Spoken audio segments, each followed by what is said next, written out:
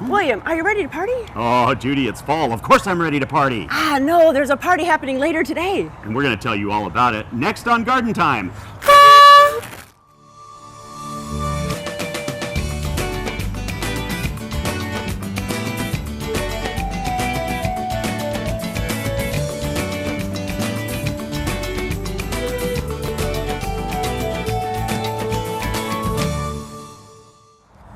Welcome to Garden Time. We're at the Owls in Wilsonville, and they are going to be having a party later today. Yes, they are. In fact, all 4 Owls locations will be having this party from 3 to 6. There'll be food carts and music and wine, and also great bargains for all your fall planting. But that's not all that's happening today. Coming up on Garden Time, I'll be showing you where to get rid of all of those expired garden chemicals. We'll also be telling you all about the Garden Time tour happening next August. But coming up first, the history of plants at Fort Vancouver.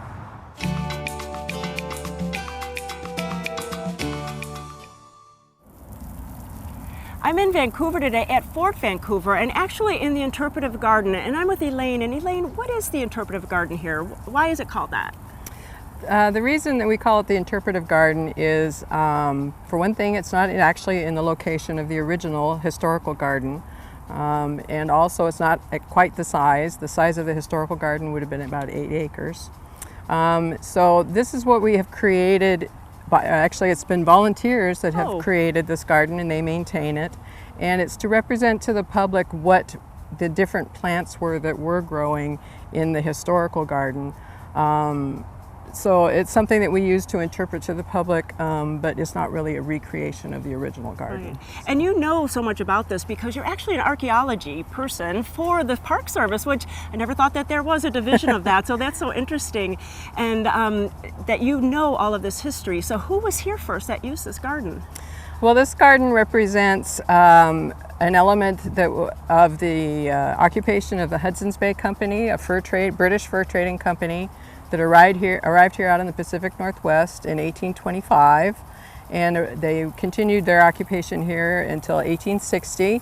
It was largely contested territory at the time. Both the British and the Americans claimed it and agreed to utilize it together until the issue could be settled as far as whose territory it was going to be.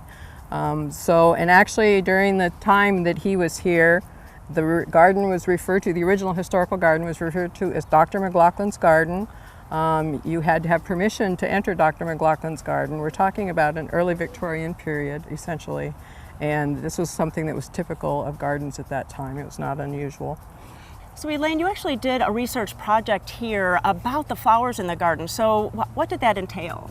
Well, in 2005 and 2006, we did archaeological excavations in the historical garden, which was just over here to the west. And we put in several trenches. It actually was an aspect of a Portland State University and Washington State University, Vancouver Field School, archaeological field school. So we had university students who were actually doing the excavations.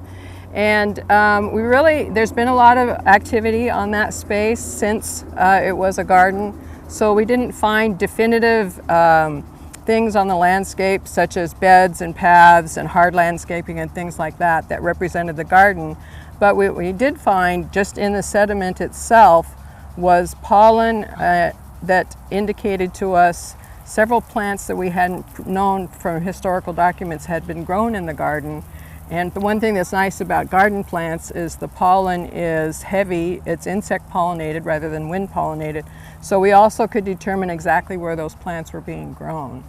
So that was very interesting. And several of the flowers that are growing in this interpretive garden now have been added to the garden based on our research, such as the bachelor's buttons and zinnias and asters and yarrow. Those are a few of the plants that were discovered through our archaeological research. So I have to ask, what was the reason behind all that information, all that research? All that research that we did. We actually hope to be able to reconstruct some of the original garden, and the National Park Service requires that if you're going to reconstruct a landscape feature or even a structure, that you know exactly where it was and exactly what its dimensions were and what the characteristics were of that location. So That's why we were looking for the garden, so that we would be able to recreate a portion of it. So why do you think they planted so many beautiful flowers in this garden? Well, it was an aspect of gardening at the time to have flowers, all the different various types of things together in the same garden. Part of it was a companion plant technique of gardening, but they also, the Victorian period people really enjoyed the flowers and colorful spaces, and we all know they had their own unique style of gardening, particularly related to flowers. So several reasons why there were flowers in the garden. Yeah, you just don't think out here in the outpost that there would be so many pretty flowers. Right. That's really great. Right. Well, it's also an aspect of colonialism to take these different plants all around to places around the world to see how well they do, so that they can provide them to people who are coming to homestead in order to achieve better health, for one thing, and of course provide good foods and enjoy the visual aspect of having the beautiful colors in the gardens.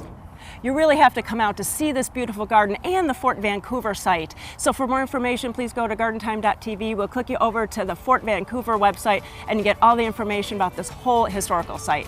Thanks so much, Elaine. Thank you.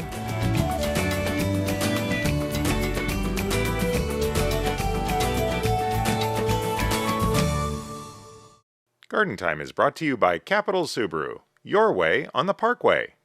You deserve the best, so at Capital Subaru, we make sure you're getting the best experience at every touchpoint. Award-winning customer service, a wide selection of new Subarus to choose from, 2 years complimentary service on all new vehicles, and perks you'll only find at Capital Subaru. Start your next adventure on the Parkway. Kick off fall at Capital and save $6,500 off MSRP on the safe and versatile new 2017 Subaru Outback 2.5i Touring. Make no payments for 90 days. Capital Subaru, your way on the Parkway. The health and beauty of your garden starts from the ground up, and healthy soils begin at Grimm's Fuel. For the best in garden mulch, blended soils, and bark dust, choose Grimm's. U-Haul delivered or installed, Grimm's can do it. And if you're looking for a new lawn, Grimm's can do that too with our special lawn installation service. Grimm's is also the area's largest recycler of yard debris. The foundation for a healthy garden begins at Grimm's Fuel. Every year, trees fall or break, causing property damage, power outages, and injury. Now is the time for Bartlett Tree Experts and Collier Arbor Care to get your trees ready for the extreme conditions ahead. Our free consultation will help to spot the signs of potentially hazardous trees. We can help address problems before they occur. Whether it's trees or shrubs, we can help you get a healthy and beautiful garden. Collier Arbor Care and Bartlett Tree Experts, providing environmentally safe tree care since 1907. To bring the extraordinary colors of fall to your landscape, you need to come to a place that offers more than the ordinary. At Sagawa Nursery, we love fall. From brilliant yellows to vibrant reds, we have one of the Northwest's largest selections of Japanese maples. At Sagawa Nursery, we also have a colorful selection of hardy plants, so your home can be as beautiful as the season. Come visit us and see how we can help you make your season extraordinary. Sagawa Nursery, growing beyond the ordinary.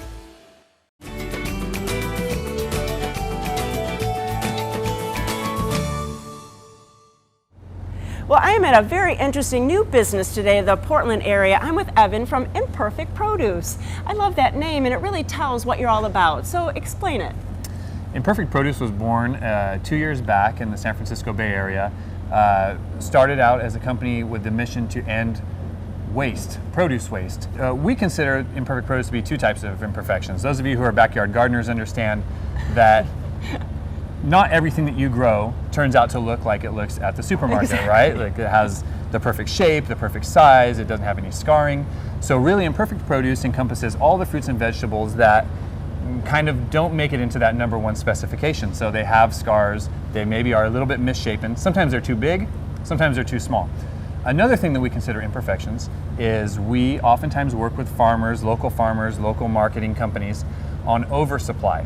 So while there might be imperfections that are cosmetic or aesthetic, there are also imperfections in the system that leave us at times of oversupply in long markets to where we can have melons or cucumbers or all kinds of different fruits and vegetables that really don't have a home inside of our food chain.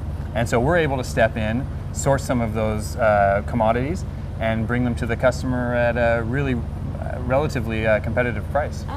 So as a local Portland person, how can I take advantage of all this? So we offer direct-to-home delivery. One of the key aspects of Imperfect Produce is not only are we working to end food waste, but we also want to be the forefront of the home delivery aspect. So what we can see from your warehouse, everything looks so fresh, so that's really important to you. Absolutely. So when we're working with the farmers to bring the fruit in the week ahead of time, they're also forecasting out what they're going to be harvesting. We work with guys, I mean, really 2, 3, 4 days off of the farm. It comes into our warehouse. We're here in Clackamas. We bring the produce in Sunday afternoons. Mondays we're packing and delivering. And so the produce really is the freshest it can possibly be. It really is not sitting around. We get it from your customization window, from the time you stop customizing your box to the time we put it into a box and onto your doorstep. It's a matter of 24 to 72 hours tops. Wow. Right. It's really a fresh process. That is really cool. And so is it geared to whatever I want, or is there a package? It is. So what we do, we work to offer a menu every week. We work direct with the farms and the marketers to with a week or two's notice to lay out a menu of what options we have from fruits and vegetables. And it changes with seasonality, whether it's coming from local farms, whether it's out of California. We work with farmers and we identify next week what are our opportunities. We develop a menu for organic and conventional items. That menu is put online to the consumers. Customers are then able to go through and customize those items. So if you want 2 servings of plums, or you know what, I don't want kale at all. Right. You can go ahead and customize that box. We pack it to your specifications and then home deliver it. I think that's great because sometimes I'm like, things are going bad in my fridge and I got to put it in the freezer. So it's great that it's there when I need it. I can snack on it, I can cook it, or I can do whatever. And that's fantastic. And one of the things that we do inside of those boxes is that we offer, for particular items that are being offered that week, we offer menu suggestions, right? So cooking suggestions, what you can do with persimmons, what you can do with eggplants. A lot of people get items and you might see Romanesco and say, what do I do with Romanesco? I don't really understand it. And so we'll go through, and whether you go onto our Facebook page or Instagram or any of the social media sites that we offer, you go onto our website, or just look inside of your box every week and look at the suggestions that we have for you. We can we definitely like to step in and give those kinds of tips as to how to best utilize this produce. Well, it sounds so exciting and really delicious too. So go to Garden Time website and we'll click you over to Imperfect Produce and you can find out more about it. Thank you so much, Evan. Thank you very much.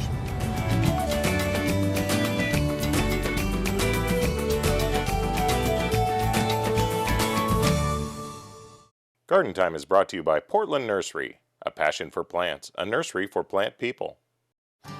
Is your garden in need of refreshment? Hi, I'm Sarah, and there are plenty of things in bloom at Portland Nursery. Come check out our beautiful fall color to perk up your garden. At Portland Nursery, we consider fall the second season, and the gardening opportunities are endless. Establish next year's trees, replace lettuce and greens, or get a jump on onions and garlic. Portland Nursery, a passion for plants, a nursery for plant people, on 50th and Stark and 90th and Division, or at portlandnursery.com.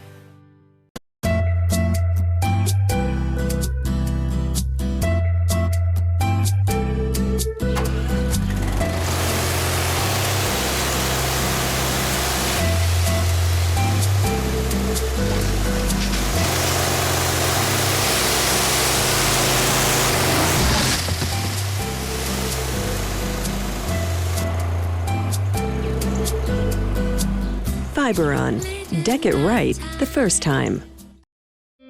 Fall is a time to think of planting and planning. Planting new plants now will help them get a jump start on next year. Black Gold All-Purpose can help your plants get ready for winter and next spring. Formulated with a blend of natural and organic nutrients, it contains everything your plants and spring bulbs need for a happy and healthy start. Look for Black Gold All-Purpose at your local garden center or nursery. Black Gold, all the riches of the earth. Fall in the Northwest is the best time of year to plant, with warmer soils and cooler evenings. A time to spend with family and friends. Fall is a time to celebrate. To decorate. And to enjoy the colors that are only found here in our area. Fall is a time to come to Garland Nursery. And let us show you all that fall can be. Garland Nursery, inspiring beautiful and bountiful gardens.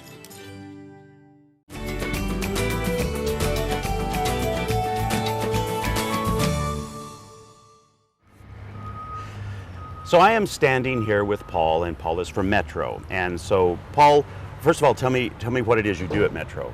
I'm an educator for Metro with our natural gardening program, and I teach people about gardening and also hazardous waste, which some of the It's what we're going to be talking about, yes. isn't it? Because a lot of us wonder, what do we do with all of this stuff we buy to make our gardens beautiful? What do we do at the end of it, or if we decide not to use it? And you've got some answers to share with us on how to deal with that. Yeah, so right now is a great time to go through your shed or your garage and to get rid of all those products that you have that you don't need anymore. And these are some of the ones that you might have. Pesticides, which are actually some of the most toxic products that people have at home. And these are some examples of them, like weed killers or...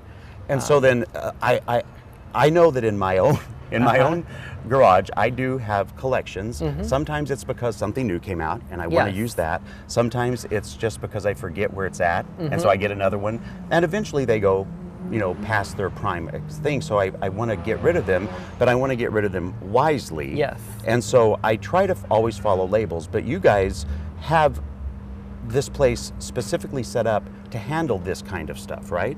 Yeah, gardening products, but also anything that's considered hazardous waste. So it could be even like automotive products or paints, or there's quite a few. And on our website at Metro, we actually have a list of pretty much all of those, and you can go to our website and see. And I have to say to all of you, it is a really good website too. It's very informative, it's clear, and it really helps direct you. So let's say that I want to gather all of this stuff up, and I might not be sure about some of it, but I know I'm not sure enough to just throw it away. So I bring it in, and how much is that going to cost generally? Is there a big price? Is there a little price? Tell me about that. Well, first of all, you have to be in the area. And so for these two household hazardous waste sites, you need to be in the greater Portland area in Oregon, which is normally like Multnomah, Washington, and Clackamas County. And so people who are going to be further out in a different area would probably want to contact their local government agency and see what options they have. So Paul, those three counties are all considered part of Metro, but you also have two different locations within there, right? We do. We have one in Oregon City, which is called Metro South, and then we also have the one here that we're at right now, which is Metro Central, and this is in Northwest Portland. And you have such a great website, but you even have a coupon on the website, right, for people coming in here? Yes, so if you are going to be bringing garden chemicals with you, you can call up Metro. They'll send you one of these coupons, and then they'll actually waive your disposal fee. Nice. But it's up to 35 gallons, and normally it would be $5 to drop it off. Okay, perfect. Well, now that we've talked about what you can bring here, I'm going to walk over and talk to Bruce about the actual process they go through to separate all this out and remove it. Okay, so now I've taken a few steps over here. This is where the cars actually pull up with the stuff that they're going to give here to recycle, and I'm with Bruce. And Bruce, just take us through the specific steps, basically, of what we do when we pull up here. Well, when you pull up here, we're going to have somebody that's going to greet you. At that time, they're going to ask you specific questions about maybe what it is that you brought us, and that's going to help us identify what's in the box. Once we've gotten that information, then we're going to go in the back of the vehicle, pull out that waste out of the boxes. Hopefully, you're going to have it organized into single layers, nice boxes that we can handle, because we're going to take those items out of each box one by one, just in case there's something in there that shouldn't be in there that we need to think about or handle in a different way. And you have that on the website, because there is specific things that you guys require to bring this stuff in, and one of them is you don't just pile it all in the back on top of each other. No, and you don't put it in big black bags either, which people will do, and it makes a really bad mess. And we get exposed at it. We get exposed with those items. So no, it's best to put it in a box. If you smell something, contain it, put it in a plastic bag or a bucket with a lid. And we don't have to, we meaning the clients, we can come here, but we don't get out of the car and look. You guys are you're ready for this. Yeah, we're gonna deal with we're the professionals. Once you come here, we're gonna take care of you, and we're going to make it a nice, simple, pleasurable trip and a friendly one at that. And then all you do then is, you've already filled out the information and you just drive away and you guys take care of all of it. That's correct. There is one little thing. We do charge $5 for anything over 35 gallons that are non-paint care items. Paint care items are things that you've paid up front at the store, and then they'll be disposed of automatically there. Well, we gardeners, we do love to be out in nature, and we have a lot of products that we buy to take care of that and make it beautiful like we want it to be. So if it's time for you to go through that garage, all you have to do is gather it up, go to their website, gather up the stuff correctly, and then bring it on out here, and it will be fast and easy and a very, very wonderful experience with you recycling stuff. Thank you so much, Bruce. Well, thank you. It's nice meeting you. You as well.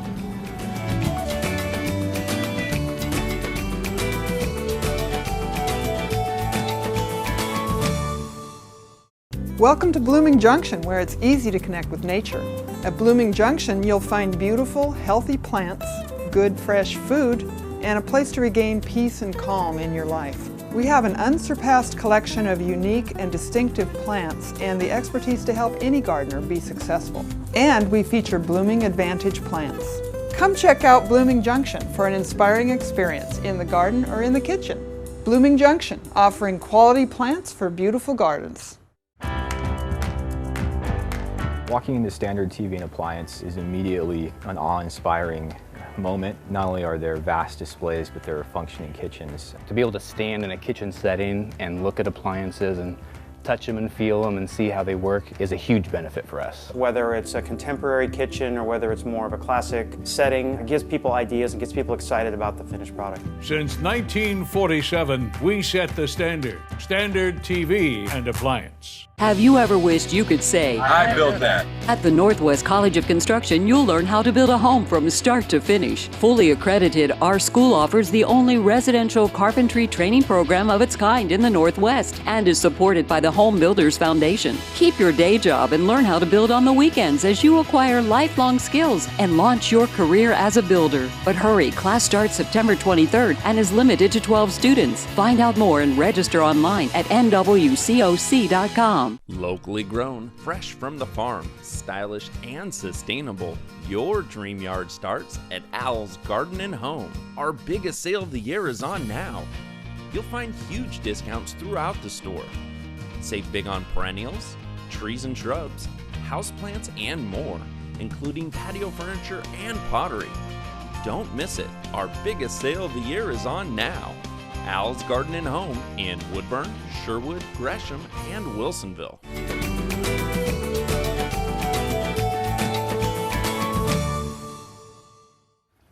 Over the last few weeks, we've been talking about our tour coming up next year to London, Paris, and Belgium. And now we have more details. First of all, this trip is going to happen next year in 2018 in August, and the dates will be from the 5th through the 18th. Our 13-day trip begins in historic London. On the first day, we will tour Hampton Court Palace's world-famous gardens, including 60 acres of spectacular formal gardens and 750 acres of parkland, all set within a loop of the River Thames. Our second day finds us at Kew Gardens. We enjoy a full day at the historic Kew Gardens, which is London's largest UNESCO World Heritage Site, offering unique landscapes. Their living collection of living plants is the largest and most diverse in the world. On day 3, we are off to County Kent to experience two of England's most prized gardens, Great Dixter and Sissinghurst. Kent is sometimes known as the Garden of England for its abundance of orchards and lush English gardens. On day 4, we return to London and we enjoy a free day there. May we suggest a visit to the Tate Gallery, the British Museum, or the Churchill War Rooms. Perhaps you'd prefer to ride the towering London Eye or catch a play at Shakespeare's Globe Theatre. On day 5, we're off to the City of Lights, Paris. After checking into our centrally located hotel, we'll enjoy a historic walking tour which culminates at Notre Dame Cathedral. On the 6th day, we spend the morning exploring the mansions and sculptural gardens of Rodin. After lunch, we will be joined by a horticulturist on a tour of Jardin des Plantes. On day 7, we visit Giverny and discover the world of Monet. We stroll through his gardens and tour his charming country home. On day 8, we will be at the Musée de l'Orangerie. Now that you have visited Giverny, it is time to see Monet's massive works of art, water lilies. These series of paintings will take your breath away. On the morning of the 9th day, we'll make our way to the epicenter of the Champagne region, Épernay. We'll enjoy a traditional French lunch and savor a glass or two of champagne with the producers. And then we're on our way to Belgium. On day 10 and 11, we will be at the gardens and historic sites of Wallonia. Over the course of the next 2 days, we'll enjoy guided visits to both private and public gardens. We will also enjoy historic visits to World War I and World War II battle sites. On our last day, day 12, we'll be in the city of Brussels, where we start our day with a city tour. Later in the day, we'll pay a visit to the colorful flower carpet show, viewing the large and intricate flower-laden carpets from on high. And later on in the evening, we'll gather again to enjoy a concert and a magnificent sound and light show. So this really is a bucket list tour of any gardener or people that just love beautiful plants. Because remember, we're going to be going to 3 different countries and seeing wonderful gardens in all of them.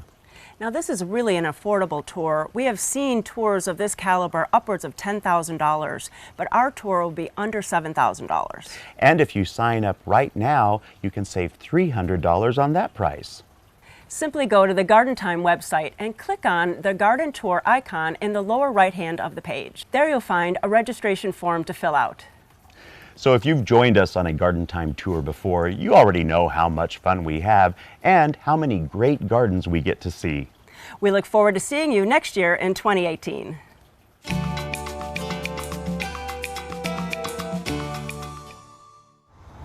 Thank you for watching today, and don't forget to stop at any of the 4L stores from 3 to 6 to celebrate fall with them. So for more information on this great party happening today, you can always go to gardentime.tv. William and I thank you for watching, and we see you next week on Garden Time. Happy fall!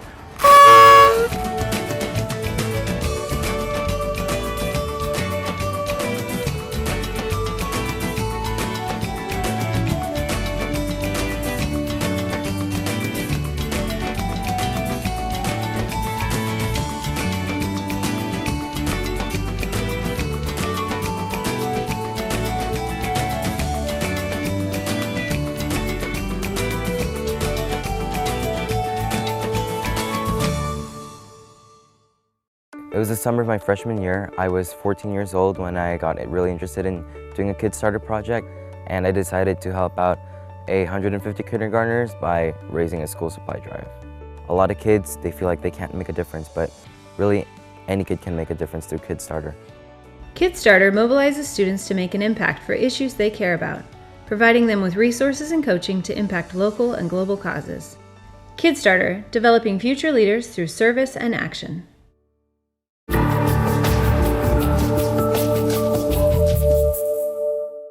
The proceeding was a paid program of the Guston Creative Group and its sponsors.